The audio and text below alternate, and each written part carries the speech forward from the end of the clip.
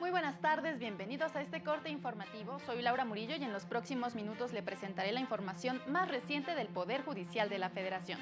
Saludo a mi compañera Nidia Díaz en la interpretación en lengua de señas mexicana. Comenzamos.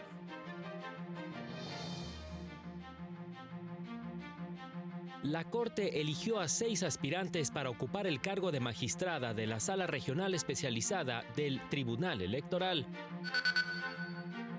Durante 2022, los órganos del Poder Judicial de la Federación emitieron más de 980,000 sentencias. Juzgado de Distrito protege el derecho a la identidad de una niña en Morelos.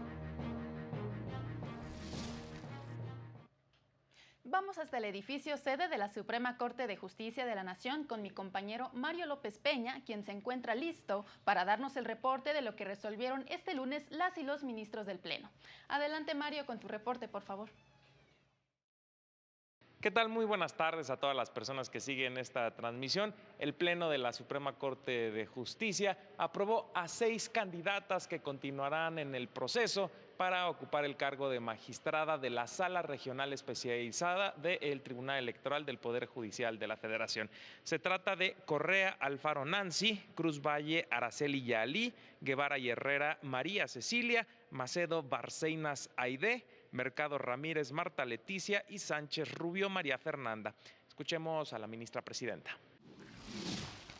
Se seleccionarán a 6 candidatas que, conforme al criterio de las ministras y de los ministros, cuenten con los mayores méritos curriculares y con un perfil acorde con las funciones que realizan las magistradas de la Sala Regional Especializado del Tribunal Electoral del Poder Judicial de la Federación.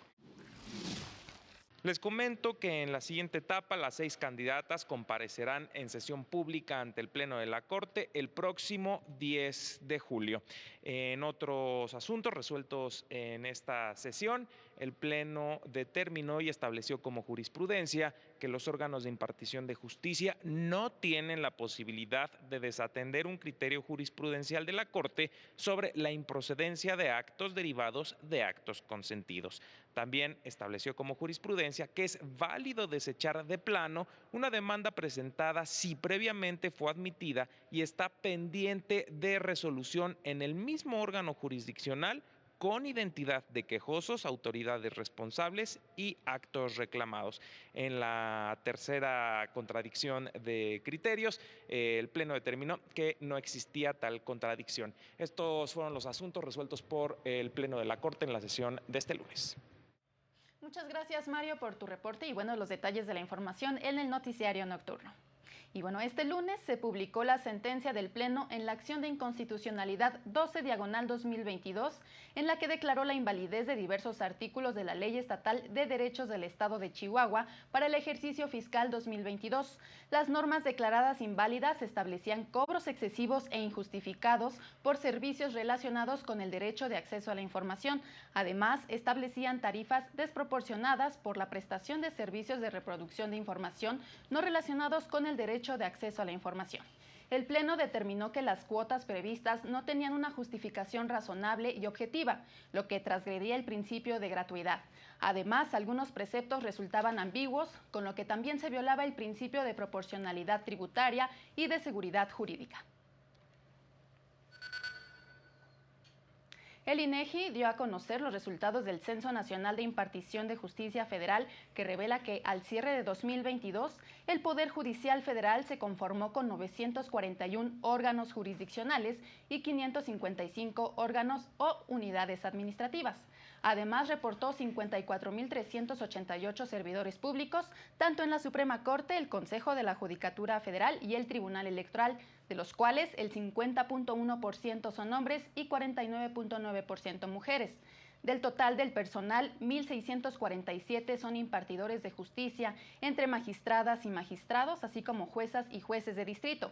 El censo revela que en 2022 se publicaron 980,283 sentencias, de las cuales 2,520 correspondieron a la Suprema Corte, 5,275 al Tribunal Electoral y 972,506 al Consejo de la Judicatura Federal. Los principales asuntos que resolvió la Corte en pleno y en salas fueron amparos directos en revisión con el 44.2%. La Suprema Corte recordó que la independencia judicial es parte del derecho a contar con tribunales imparciales que protejan la igualdad y nuestras libertades. Además, es obligación del Estado en su conjunto garantizar a todas las personas que los tribunales cuenten con las condiciones necesarias para asegurar la independencia judicial.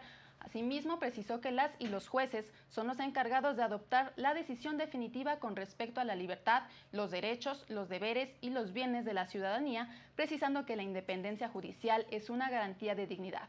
De acuerdo con el principio de independencia, las y los juzgadores están obligados a resolver los asuntos que llegan a sus manos con imparcialidad, sin intromisiones indebidas o injustificadas.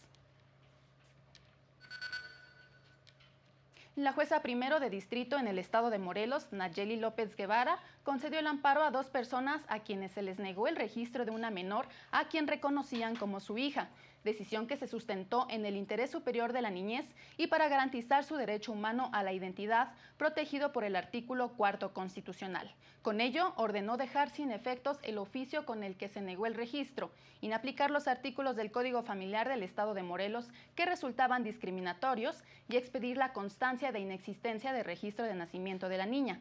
El registro fue negado debido a que se detectó que la madre estaba casada con una persona diferente a la que pretendía ejercer el derecho de paternidad, lo que prohíben diversos artículos del Código en la materia, que la jueza consideró inconstitucionales e inconvencionales, además de resultar discriminatorios y violatorios del derecho a la identidad.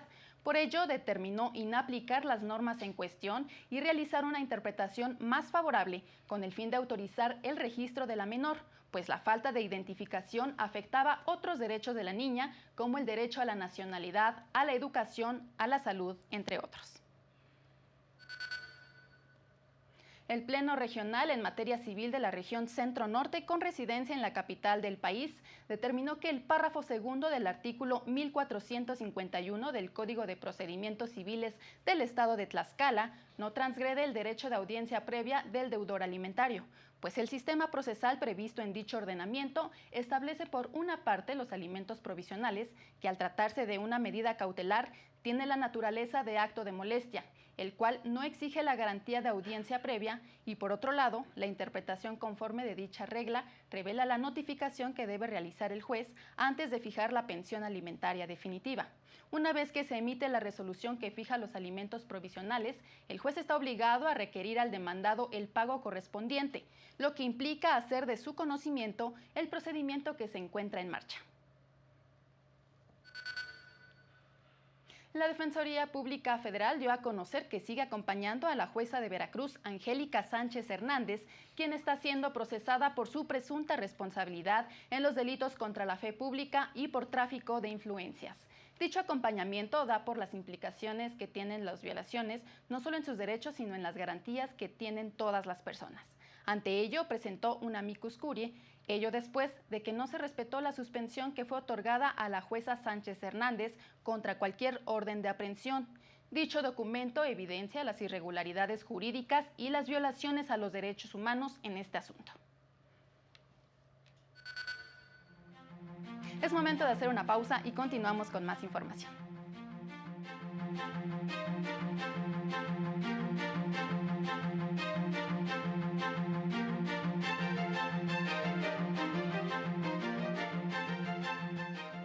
Al regresar, convocan a connacionales residentes en el exterior a credencializarse y ejercer su derecho al voto en 2024.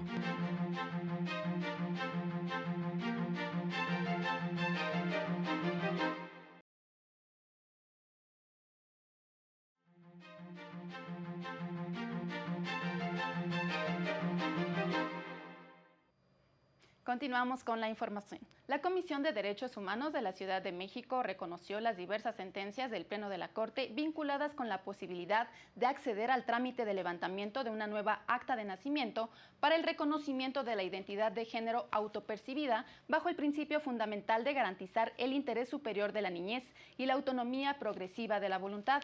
Se relacionan con acciones en las que invalidó disposiciones de los estados de México, Baja California Sur, Sonora y Jalisco, que establecían el requerimiento requisito de tener 18 años para acceder a los procedimientos contemplados para el levantamiento de una nueva acta de nacimiento, mientras que en el caso de Oaxaca se invalidó la porción que establecía 12 años para acceder a dicho procedimiento.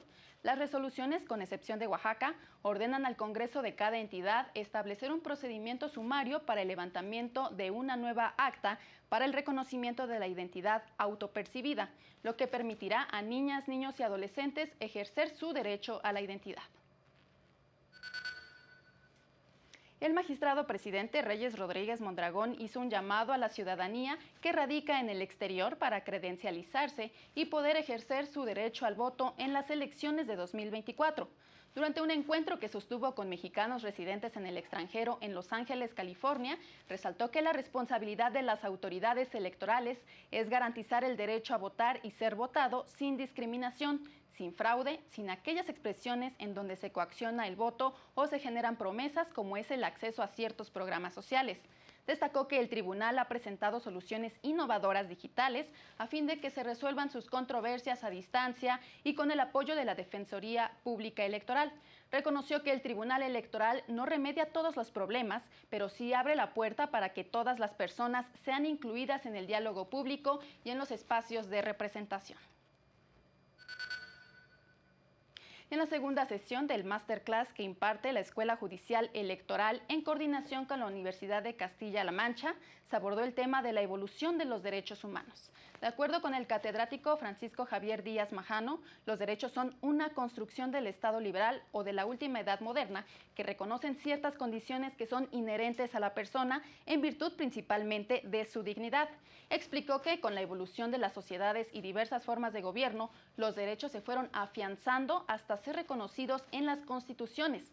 Anticipó que la discusión futura apuntará a determinar si los derechos pueden ampliarse a otros entes que no son los seres humanos, como podrían ser los animales o el medio ambiente. Lo que tenemos que ver es, sabiendo lo que son los derechos, de dónde han nacido, cuál es su sentido, cuál es su núcleo, bien, vamos a ver qué hacemos con ellos. Vamos a ver qué hacemos con ellos. Si ha triunfado, protejamos el sistema. Y si se quiere ampliar, a ver a qué se amplía. ¿Se amplía el catálogo? ¿Se amplían los sujetos a los que se les reconocen esos derechos? ¿Se amplían esos sujetos incluso a seres que no sean humanos? ¿Qué camino vamos a seguir con esto? Ese es el escenario que se presenta en el futuro, aunque no lo queramos ver.